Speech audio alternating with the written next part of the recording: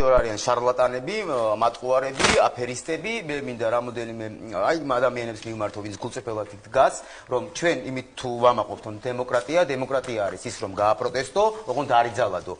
გააპროტესტეთ, არ იძალადოთ, არ ისროვოთ, არ დაგარტყამით. თუ კი მოხდება ისე, რომ ცალ მხარეს მოხდება ძალადობა, არ მგონია დღეს ჩვენ ადამიანები ვიყოთ იმ ზღვართ ქვემოთ სინდისში, რომ ეს არ დავინახოთ და არ დავგმოთ და არ გავემიჯნოთ ძალადობას და აქვე მინდა ვთქვა.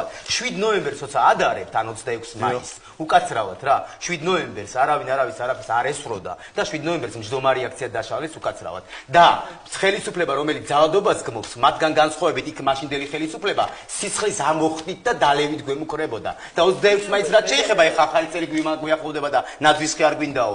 ნუ არც გაგითენეთ. უკაცრავად სხვა რამეზეა კიდე. 26 მაისს არ დაგავიწყდეს ქართველი სისხლი გადარეცხეს და დამოუკიდებლობის დღე აღნიშნეს. აი ეს არის სიმართლე. მაშინაც არ გავჩუმებული ვარ და არც ახლა ვჩუმდები, როცა ვამბობ არაძალადობას, მაგრამ თქვენ კიდევ ცალ მხარეს ჩანდეს მხოლოდ და ცალ მხარეს ბოდიში ვერ მოგარტყმევთ, იმიტომ რომ ჩვენ დიდი ხნის წინ ნახეთ ზუსტად აი კინო. მადლობა. თქვენ ასე ძალიან გიყვართ ეს ფრაზა ჩემთან. აგვისტოს ომის მერე რომ კონცერტი იყო? ხო.